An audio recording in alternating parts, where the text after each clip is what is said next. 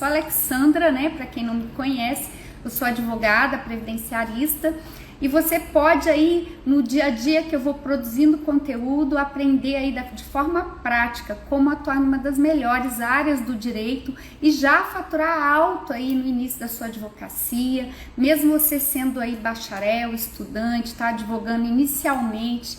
É um prazer aí ter vocês aqui comigo e a gente vai estar aqui respondendo perguntas. Se não ficar claro, pode perguntar que eu vou ter o maior prazer de esclarecer a dúvida de vocês, tá?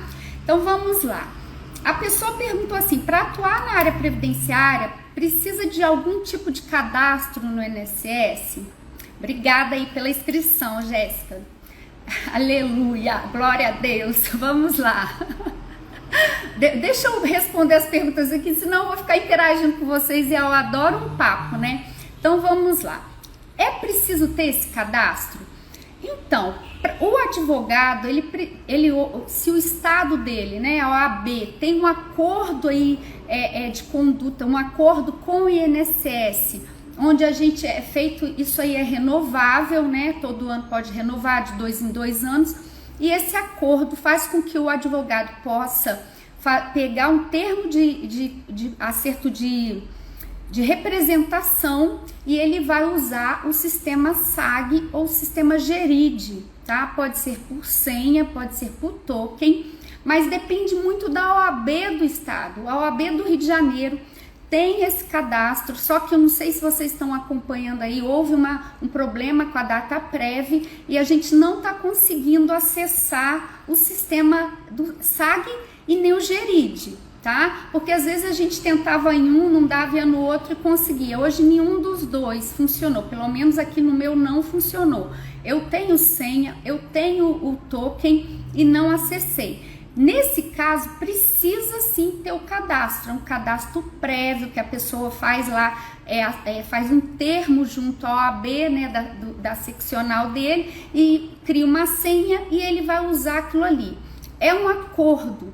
Todos os estados têm? Não, nem todos os estados têm. Existe no próprio INSS uma relação lá de estados que tem esse acordo. E esse acordo ele pode ser feito inclusive com qualquer empresa, com qualquer instituição, tá? Não é só com a OAB, mas depende aí desse acordo, né? E ele tem prazo, ele precisa ser renovável, ele vai ser avaliado, acredito eu, pelo INSS, mas o problema que nós estamos tendo aqui no estado do Rio é problema com a DataPrev, tá? Que é responsável por isso aí. O profissional que vai atuar na esfera administrativa precisa ter a procuração do cliente, né? Vai estar lá a procuração, o que ele vai fazer e ele pode representar com essa outorga, né, o segurado junto à própria autarquia, tá? Não tem que ter cadastro prévio. Então são duas coisas distintas. Aí, por exemplo, hoje eu não consegui fazer o que eu precisava do meu cliente no sistema SAG, que é o meu sistema por um problema. Aí o que eu vou fazer? Vou usar o sistema do meu INSS do cliente com a autorização dele. Porque se eu não fizer isso, eu me prejudico com uma data de requerimento, com cumprimento de exigência, com recurso. E aí eu uso o site meu INSS do segurado, coloco a minha procuração lá, no caso coloquei meu termo de representação e esse número ele é migrado automaticamente pro sistema. Eu vou responder a pergunta da Jéssica porque está dentro do assunto. A Jéssica está perguntando aqui, essa procuração registra em cartório? Não, Jéssica, procuração simples. Tem um modelo lá no INSS, mas nem é obrigatório você usar esse modelo. Eu falo que é mais fácil usar, porque é um padrão dentro da IN 128, tá lá no dos anexos. Você consegue, preenche, se qualifica o seu cliente, ele assina e você assina responsável. Assim como você, bacharel, estudante de direito, qualquer pessoa na esfera administrativa. E a gente sabe que precisa ter uma responsabilidade quanto a isso. Não precisa ter reconhecimento de firma, nada disso, tá? E se não quiser usar o modelo do INSS, pode usar o modelo aí que você quiser, desde que esteja lá todas as informações pertinentes, tá? Não tem burocracia. A burocracia que existe é que se a gente está recebendo essa procuração, ela tem que estar assinada direitinho, tá? Gente, as perguntas são bem aleatórias, então faço igual a Jéssica fez, eu faço comentário aqui, se vocês quiserem perguntar, colocar alguma observação, a gente vai tendo essa troca, tá? Porque o objetivo aqui é tirar essas dúvidas, e essas dúvidas vão surgir no momento que você for fazer, ou no momento que você vai procurar alguma coisa no INSS, e eu tenho colegas que sequer sabem entrar no site, não sabem nem os serviços que são oferecidos lá. E hoje a gente tem um número muito grande de possibilidades, tá? De trabalho, de consulta, de cálculo que você pode fazer. A pessoa perguntou assim, qual a diferença de cálculo para planejamento previdenciário? Essa palavra está na moda, né, planejamento previdenciário, mas ela sempre existiu. Sempre nós que trabalhamos nessa área, a gente fez esse planejamento. Ele não tinha esse nome bonito e nem era tão valorizado como ele é agora, porque ele é de extrema importância para o segurado, para o cliente que te procura para fazer e para o escritório. Por quê? Porque ele independe de requerimento na esfera administrativa, ele independe de requerimento na esfera judicial e ele é um trabalho de muito valor para o cliente e para o segurado. Por quê? Porque ele vai estar mexendo com um patrimônio futuro, com um benefício futuro e está antecipando toda problemática que esse cliente pode vir a ter que enfrentar no futuro, tá? A diferença é muito simples. Cálculo é um cálculo matemático. Toda vez que vocês forem atender um cliente, e isso eu tenho uma prática aqui, pergunta para o seu cliente se ele já tem noção do tempo que ele tem. A maioria fala que tem, que já fez o cálculo, tem uns que são mais cuidadosos, jogam lá no Excel e fazem cálculo. Cálculo matemática, de data a data, tá? O cliente, ele não vai saber o que é salário de contribuição, o que é a exigência de ter um salário menor ou maior que o salário mínimo, o que tem que fazer. É você que tem que saber isso. O cliente, ele vai saber o cálculo simples, de data a data. Tá? Isso é um cálculo. Agora, o planejamento, ele tem cálculo, mas ele tem a análise desse cálculo. Hoje a gente sabe que não dá para fazer mais o cálculo de tempo de data a data. É considerado os salários de contribuição. E assim, eu quero ser a menos técnica possível, porque quando a gente começa a falar muito os termos que é comum para quem atua, parece que é difícil, e eu falo, não é difícil, mas é um trabalho técnico, e como todo trabalho técnico deve ser feito com muito cuidado, com muito zelo, porque se você não observar depois de 13 de novembro de 2019 que o salário que está ali é menor que o salário mínimo, você pode estar contando um mês de contribuição para o seu cliente e ele não vai ter aquele mês. Isso vai impactar tudo, em todo o planejamento que você faz para o seu cliente.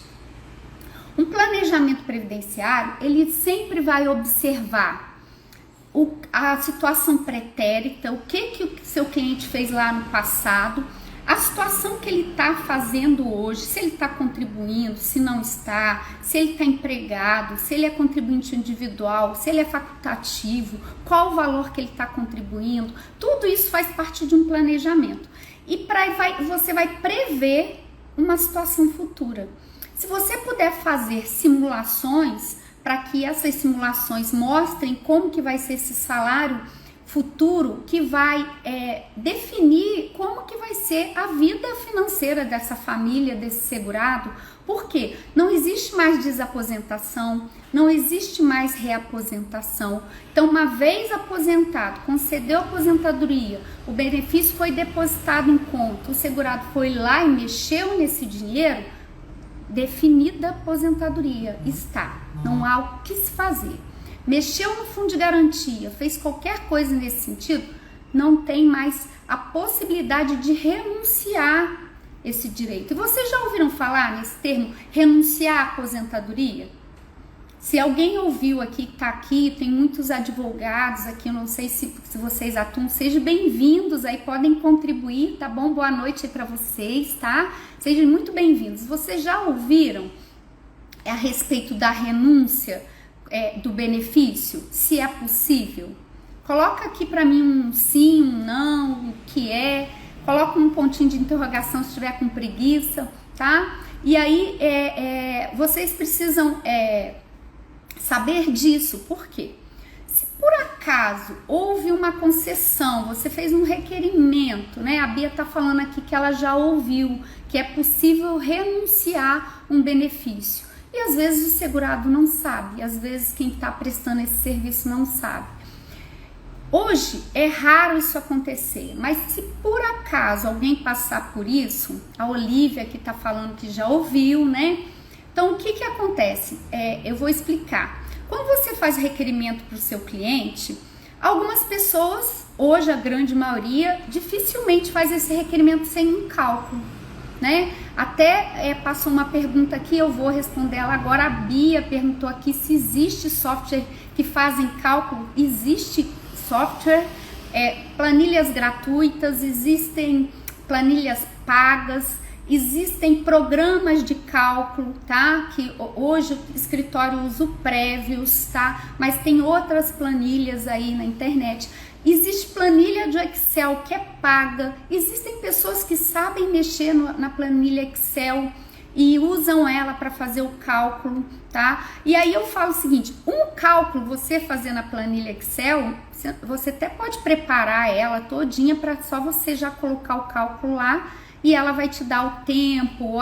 Se você pesquisar os índices de correção que são publicados por portaria, mensalmente você copia e cola lá e você faz esse cálculo. Agora imagina, se você começar a ter clientes, começar a ter essa atuação, tempo que você vai gastar para fazer isso, o investimento que você vai fazer num programa de cálculo vai valer muito a pena, porque o retorno que você tem com relação a isso é muito rápido, tanto para colegas que não gostam de fazer cálculo e aí pedem para você, ou até mesmo para você agilizar aí a sua forma de atuação, porque tempo para nós que atuamos, ou como advogado ou em consultoria, é dinheiro.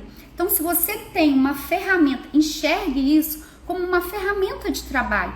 Se você tiver escritório ou não, você vai precisar de ferramentas. E essas ferramentas é para dar agilidade ao seu trabalho, é para dar eficiência, né, ao seu trabalho e você poder atender mais pessoas. Mas existem inclusive planilhas gratuitas na internet que você coloca ali e você consegue fazer comparativo de CNIS, verificar se está abaixo ou acima do salário mínimo, tá? Isso é tranquilo. E aí, o que acontece com esse planejamento? Esse planejamento vai mostrar essa condição e voltando à questão da renúncia, se a pessoa que você fez o trabalho, você, por um erro, por um descuido, vamos dizer assim, que isso é muito raro. Hoje a maioria das pessoas que fazem requerimento já sabe mais ou menos quanto que o cliente vai receber. E você não fez o cálculo e saiu um valor que na hora que você mostra para o seu cliente, ele leva um susto, porque ele não imaginava que ele ia ganhar um salário mínimo, um valor muito próximo do salário mínimo, você pode instruir sim o seu cliente a fazer um requerimento de próprio punho e renunciar àquele benefício, tá? Eu já tive situações aqui onde a pessoa deu a entrada, por uma questão assim de meses, a aposentadoria dela saiu e quando saiu a gente tinha aquela possibilidade de pontuação, que a pessoa somava o tempo de contribuição mais o tempo a idade, ela alcançando uma pontuação específica para aquela época, ela não tinha incidência do fator previdenciário. Gente, eu tô sendo técnica aqui, mas fator previdenciário eu tenho certeza que vocês já ouviram falar. E ela levou um susto. Aí eu falei, não, calma, tem como recuperar isso. Vai lá, desiste da sua aposentadoria, que você não mexeu no fundo de garantia, espera e depois você dá nova entrada. Só esse ato incluiu na renda dela quase R$2.000. Ela ficou muito próximo do teto. Então, a importância de um trabalho de saber a diferença, o que é cálculo, o que é planejamento. Planejamento vai prever essas coisas, porque quando você primeiro você faz um trabalho de planejamento, ali tem uma esteira de serviços, tem várias situações que você pode colocar no seu portfólio de solução para aqueles problemas que você for achar, você encontrar, porque o planejamento é isso. Você vai antecipar as situações problemáticas que vão impactar nesse requerimento futuro, ou no auxílio também em capacidade temporária, não necessariamente aposentadoria. É porque a gente pensa em planejamento só para aposentadoria, não mesmo. Vai para qualquer tipo de benefício. Inclusive, uma aluna me perguntou, doutora, cabe planejamento para benefício já implantado? O planejamento nesse caso é para revisional. A gente vai ver se aquela situação foi concedida da melhor forma possível. E sim, é um planejamento, só que é um planejamento de um benefício já implantado, tá? Então, sabendo essa diferença, você vai conseguir identificar, inclusive, os meios de trabalho que você pode trazer renda aí para sua atuação, tá bom? Veio uma pergunta. Tudo ok aqui? Dá uma cena aí pra mim se ficou claro. Se não for claro, eu tô até outro exemplo aí pra vocês. Vocês sabiam dessa possibilidade de não aceitar a aposentadoria porque não concordou, porque achou muito baixo, que prefere aí esperar mais um pouco, porque o tempo que deu, que concedeu, o atrasado não vai compensar? A gente vai falar disso um pouquinho mais na frente sobre atrasados na via administrativa. Se tá tudo bem aí, a gente vai prosseguir para a próxima, tá? E aqui me fizeram essa pergunta e eu sei que essa pergunta ela traz grandes dúvidas, tanto para colegas quanto para o cliente, tá? E também precisa de algumas observações, que é a relação de decadência e prescrição. Aí a pessoa ainda perguntou assim, qual a decadência para as revisões, né? Qual esse tempo que tanto o segurado quanto o INSS, sim, o INSS, ele pode fazer revisão do seu próprio ato. Ele não tem que esperar o próprio segurado promover essa revisão. Se ele fizer um pente fino, igual ele fez um pente fino nos auxílios, ele também pode fazer um pente fino nas aposentadorias, não tem problema nenhum, tá? Ele tem, é legal ele fazer isso, legal, o princípio da legalidade, ele está dentro desse princípio e é permitido. Esse prazo, tanto para o segurado quanto para o INSS, são de 10 anos, tá? O grande lance aqui é de quando a gente conta essa decadência, quando ela vai terminar, quando que ela vai permitir a possibilidade de uma revisão de um benefício. Para o INSS também são 10 anos. Tem exceções? Você sabe me dizer aqui se tem exceções? Quando o INSS pode passar de 10 anos em rever um benefício? Se as pessoas que estão aqui já têm alguma prática, comenta aqui para mim qual a exceção com relação a essa decadência, tá? Para o INSS, tá? Para o segurado, enquanto vocês vão pensando aí, eu vou falando do segurado. Para o segurado, são 10 anos, tá? Do primeiro pagamento em dia que ele receber. Daquela data para frente, são contados 10 anos, tá? E se no meio desse tempo ele fizer um requerimento administrativo, ele mesmo foi lá fazer uma revisão, tá? E pediu uma revisão na via administrativa, ele pode, essa decadência é interrompida, tá? E ela vai voltar a contar depois dessa revisão que esse cliente fez. Então, se tem essa possibilidade e se for feita certinha, ajuda muito. Também teve uma decisão com relação a questões trabalhistas, que a gente sabe que às vezes uma ação trabalhista leva muito tempo e às vezes passa até desse período do benefício que a pessoa está aposentada. E vamos supor, A pessoa foi lá, teve uma ação trabalhista e essa ação trabalhista, ela conseguiu um tempo aí de vínculo. E aí, mesmo ela aposentada, ela vai poder incluir esse vínculo nessa aposentadoria, mesmo que tenha passado os 10 anos. Porque não seria razoável a gente fazer diferente, a justiça fazer diferente, uma vez que esse tempo demorou, não foi por culpa dela, foi por até uma situação na justiça do trabalho. E aí, esse tempo, mesmo que passou 10 anos, é possível levar para a esfera administrativa e requerer lá a inclusão de salário, a inclusão de tempo, reconhecimento de insalubridade, uma série de fatores, tá bom? Ninguém respondeu aqui, né? Mas a exceção, né? Não sei se vocês já ouviram falar, a exceção é quando tem fraude, tá? O INSS pode rever o ato da concessão quando ele vê que tem fraude. Aí ele pode ir lá cessar de uma vez? Não pode. Se ele faz isso, é erro. Ele cessar o benefício. Ele suspende o benefício, abre um processo de verificação dessa possibilidade de fraude. Só que a fraude não é alegada, a fraude ela é provada, tá bom? Então, a exceção é essa, tá? E para exceções do segurado é essa que eu falei para vocês, as questões trabalhistas, da própria revisão que ele solicita via administrativa. A Bia me fez a seguinte pergunta: até quanto tempo depois que saiu pode renunciar ao benefício?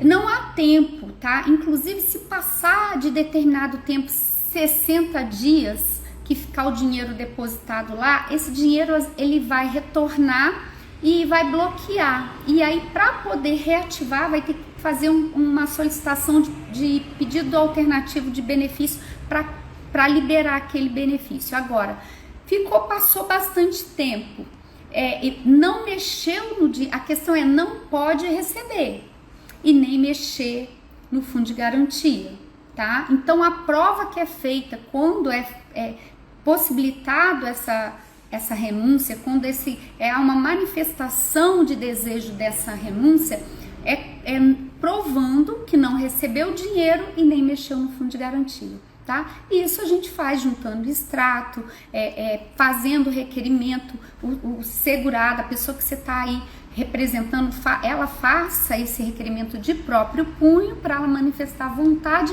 incontestável no INSS que ela não quer aquele benefício. É benefício, gente. Benefício, se é dela, ela renuncia quando ela quiser. Ela só não pode renunciar se ela mexer. E lá sacou o fundo de garantia. Então, não tem como falar que não quer mais, tá? Essa é a situação. Vamos lá. Depois o Mauro tá fazendo uma pergunta aqui que tá dentro das próximas aqui, Mauro, aí eu falo com você, pode ficar tranquilo, tá?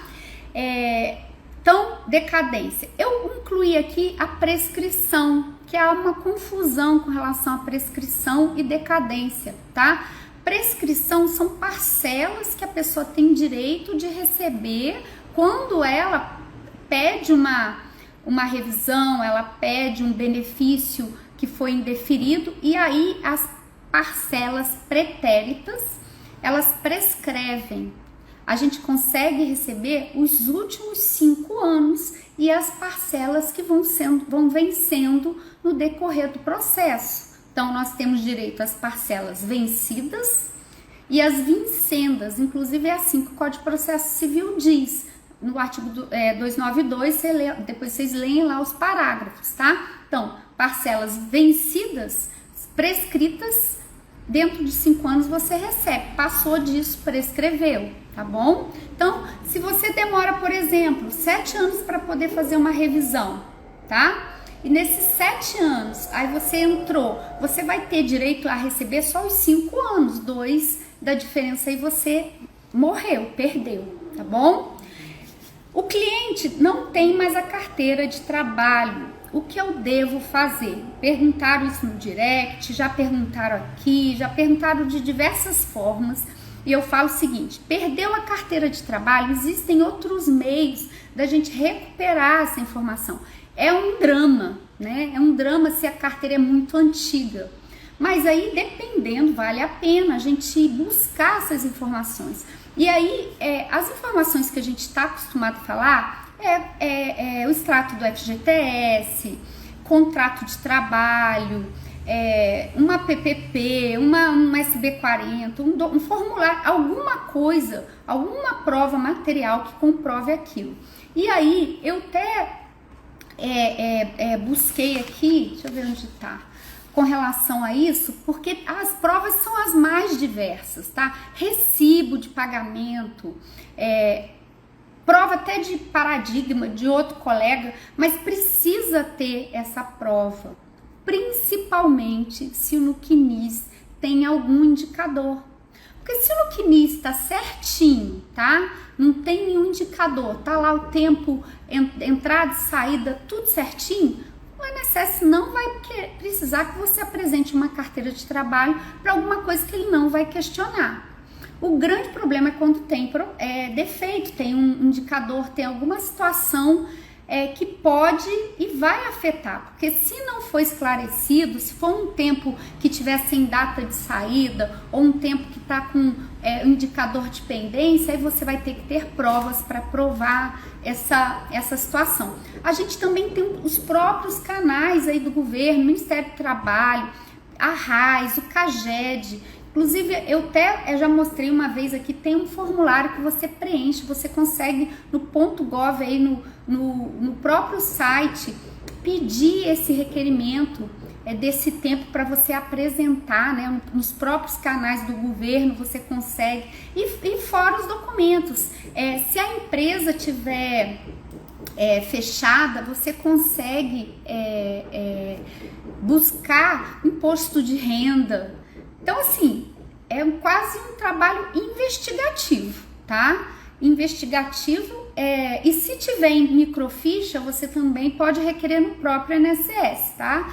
Agora, se não tiver lá e não tiver a carteira, você que vai ter que ir aí à luta para poder comprovar. As provas são assim, são extensas, tem muita possibilidade da gente ter essa prova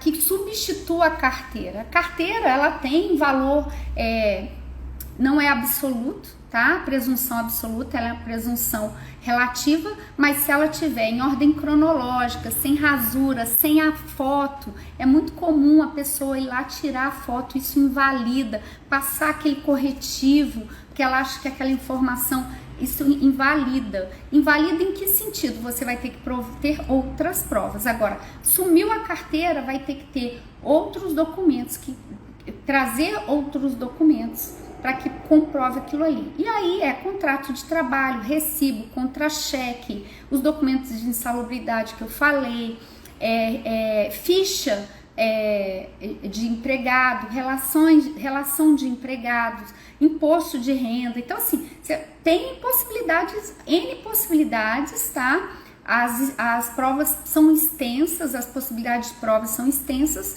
e nos canais do governo, que é a RAIS, CAGED, extrato do FGTS, tem como recuperar. O que não dá para fazer é deixar de lado acreditando que por uma bondade o INSS vai arrumar, porque não vai. Ele sequer vai homologar e ele nem vai te comunicar. Ele deveria até fazer exigência, mas às vezes não faz, tá? Deixa eu ver se tem alguma pergunta aqui com relação a isso. Então, a Jéssica está me perguntando aqui, depois da renúncia, pode dar entrada no novo benefício de imediato ou tem prazo? Não tem prazo, tá? Não tem prazo. O que eu sempre falo é o seguinte, se o INSS tem 30 dias para ele poder se manifestar com relação ao requerimento que a gente faz, prorrogável por mais 30 dias, eu acho que é razoável a gente esperar 30 dias para fazer um novo pedido, tá bom? E aí, esperou os 30 dias, vai lá e faz um novo pedido, não tem problema nenhum. Não há essa exigência de prazo para esperar, tá, Jéssica?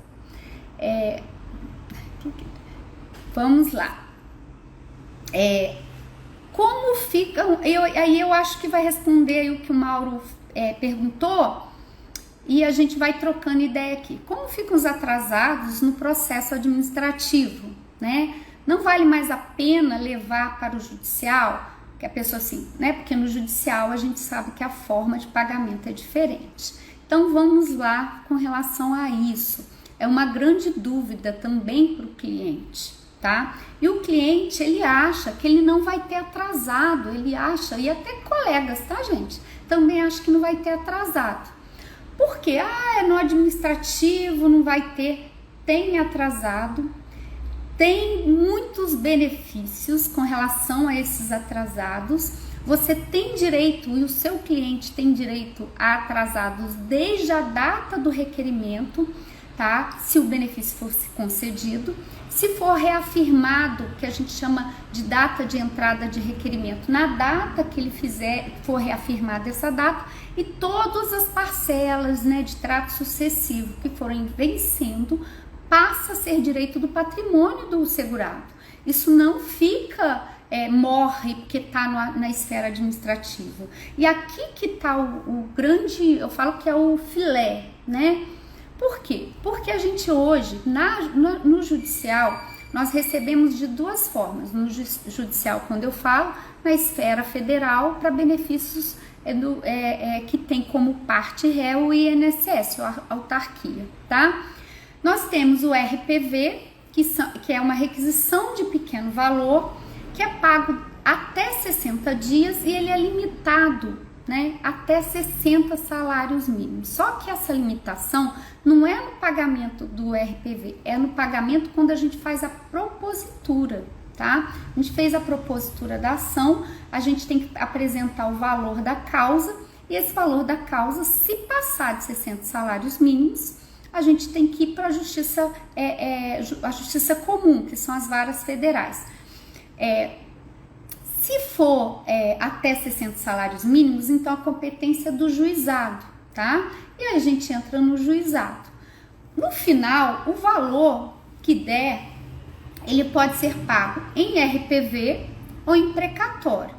Em RPV é limitado até 60 salários mínimos. E aí você vai receber, emitir o ofício, até 60 dias o dinheiro vai estar depositado aí com os bancos que tem esse convênio aí para receber, que geralmente é a Caixa e o Banco do Brasil, tá? Agora, e se passar? E se passar de 60 salários mínimos? E aí a gente vai entrar na fila dos precatórios, tá? E o que significa isso? Não vai levar 10 anos, 20 anos, igual tem um monte de gente que falando aí para tentar comprar precatório, tá? Só que ele entra numa fase de fila. Tem as pessoas que têm super preferência em função da idade, tem as pessoas que têm preferência em função de idade ou de uma doença grave, e tem a fila normal. Antes era até 1º de julho. O que significava isso? Nós estamos em março. Até 1º de julho, se o ofício fosse emitido e chegasse direitinho lá no tribunal para poder entrar na fila, a gente receberia na competência seguinte, até novembro do ano seguinte. Se passasse de 1º de julho, a gente ia receber depois, sem ser ano seguinte, depois. Então, 23 a gente ia receber no 2025, tá? Se passou de 1º de julho. Só que houve uma alteração, e aí passou a ser 1º de abril. Eu falo que assim, parece até piada, né? Porque 1º de abril, eu falei assim, até nisso a gente sofre. Então, por que 1º de abril? Houve uma alteração, eles passaram a colocar prazo, parcelar, né? Tem uma proposta de parcelamento do precatório. E aí, 1º de abril, pense comigo, a gente tá janeiro, recesso aí da advocacia, que é a férias até 20 de janeiro, o próprio juizado, as varas também entram de férias até 6 de janeiro, logo vem o que? Carnaval, ou fevereiro ou março, e aí 1º de abril. A chance desse precatório, que começou aí, sei lá, dezembro, já pegou toda essa situação de recesso forense, de férias, de carnaval, de entrar 1º de abril, é uma grande piada mesmo, não vai ter essa possibilidade, tá? E porque aí vai receber só 2 anos depois pra frente, mesmo assim vai ter lá os limites de parcelas do precatório. E aí eu volto lá no administrativo para mostrar como é mais vantajoso. No administrativo não tem esse limite. Não tem esse limite para ser precatório ou RPV. É valor, vai ser pago ou... e a única dependência, a única coisa que a gente precisa esperar é passando de determinado valor, que já deve ter mudado aí da última vez que eu vi, foi 20 salários no teto, que é o limite. Se passar disso, tem que ter assinatura do gerente executivo, tá? Mas essa assinatura ou não dele não é para não pagar, vai demorar um pouquinho mais, porque o valor é mais alto, mas é isso, e não tem limite, tá? A única situação que nós já estamos brigando aí é para que a gente possa, existe um projeto de lei 4830, que até teve uma movimentação aí pedindo para as pessoas, os advogados estarem assinando, que aí a gente vai conseguir fazer o quê? Juntar o nosso contrato de honorários, igual a gente faz no judicial, para destacar os 30% e a gente não tem problema. E isso é por causa do nosso cliente? Não, não é por causa do nosso cliente, tá? Então, os clientes previdenciários são muito sérios, tá? Eles pagam direitinho, tem compromisso, um ou outro como em qualquer lugar. É por causa de várias situações de banco que liga, empréstimo. E aí, como o cliente, eu falo às vezes a dificuldade dele entender que um processo administrativo é como se fosse um processo judicial, separando aí, reservando as diferenças, porque diz respeito a requerimento e uma vez concedido vai ter pagamento dos atrasados.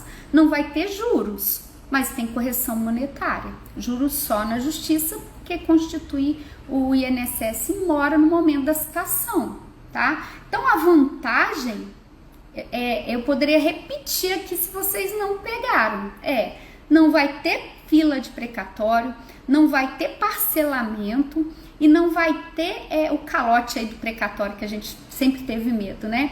E a gente recebe que o teu nome lá é complemento positivo, tá? Nesse complemento positivo a gente vai receber. E aí eu vou puxar a pergunta aqui do Mauro, que ele fez. Preciso de fazer contagem dos atrasados precatório? Acredito que é precatório, né? Que o Mauro está falando. Não é precatório. No atrasado é complemento positivo, tá? E você vai fazer, você tem direito desde a concessão até na data do pagamento do seu cliente, com uma ressalva. Deixe claro que ele vai ser debitado em imposto de renda e você não vai receber com esse desconto. O imposto de renda é do seu cliente, não é seu. Você depois faz sua declaração, né? Faz sua declaração com a Receita e tá tudo certo, tá? Então, é uma série de vantagens, principalmente na situação de hoje, vendo por precatórios, tá? Com relação às atrasadas. Então, se existir uma dúvida com relação a isso, se vale a pena, diante de toda a circunstância política que a gente está vivendo, vale muito a pena. E tanto vale que a própria OAB está aí na frente aí para poder conseguir os destaques dos honorários, tá bom? Então, eu acho que é uma possibilidade muito boa para a gente não ficar dependendo de precatório, tá? De toda a situação que seja o precatório. Então, eu tinha essas perguntas para responder. As pessoas me pedem, tem muita gente que tem dúvida. Conforme eu falei, o que passa aí de 20 salários de teto, a gente vai precisar da assinatura do gerente, mas é dinheiro, eu falo assim, o dinheiro é patrimônio do segurado. Pode até demorar, mas continua sendo dele. E hoje eu deixo muito claro para as pessoas que eu atendo, os clientes que eu atendo, que não é porque a gente está no processo administrativo no INSS que deixa de ser processo. Tem recurso, tem prazo, tem recurso ordinário, tem recurso especial, tem embargos de declaração. E eu falo assim, parece, nossa, eu vou ter que peticionar. Não, é requerimento simples, tá bom? desde que você tenha provas robustas, é requerimento simples. O servidor do INSS nem gosta que você cita artigo, tá? Ele fica até irritado, seus requerimentos vão para o fim da fila, assim como qualquer ser humano, ele vai pegar o que é mais fácil primeiro, né? E a gente não tem essa situação. Hoje existem muitas situações que vale a pena fazer recurso, vale a pena insistir nisso.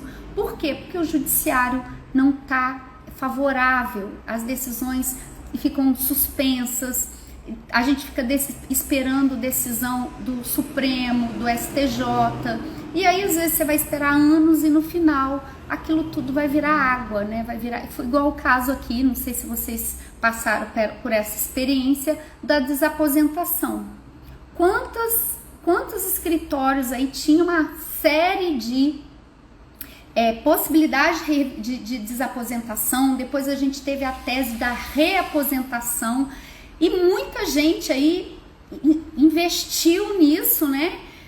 Nessa questão, e no final houve uma decisão política, né? Uma decisão totalmente desfavorável e até mesmo eu falo injusta. Por quê? Porque o segurado ele contribui após a aposentadoria e ok, isso faz parte até mesmo dos princípios da seguridade para ter esse equilíbrio. Agora, ele contribui e não tem nenhuma contrapartida, e foi isso que o relator colocou. É preciso ver uma contrapartida com relação a essa contribuição, né? Que antigamente tinha pecúnia, tinha uma série de coisas, hoje não tem, mas até então não está sendo visto isso, né? E aí vira água.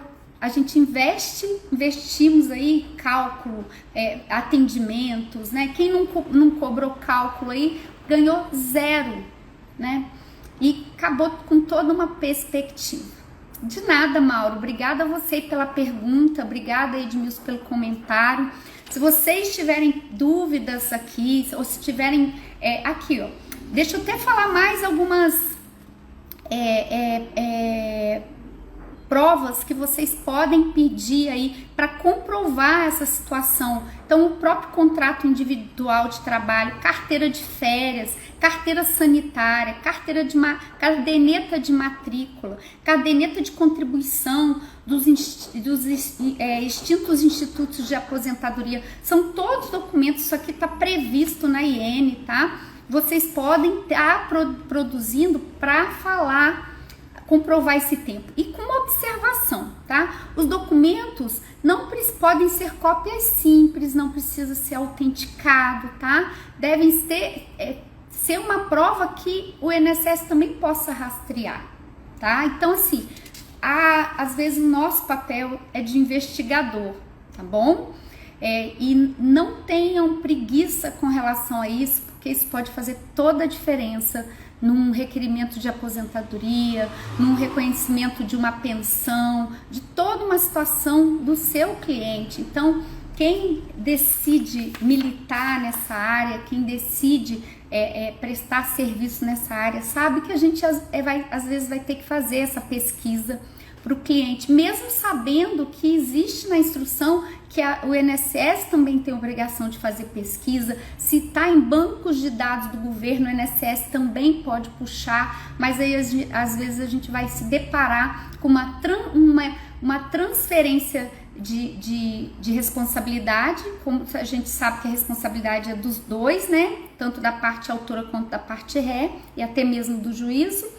E eles às vezes têm até mais facilidade de requerer um documento que está em banco de dados do governo, tá? Só um exemplo para vocês, tá? Porque eu passei aqui no escritório, o meu cliente, ele fez um pedido de benefício, incapacidade temporária, e ele entrou em exigência porque ele estava em seguro-desemprego e eles não tinham verificado isso, ficou em análise um tempão. Quando ele me procurou, nós organizamos isso e o benefício dele foi concedido.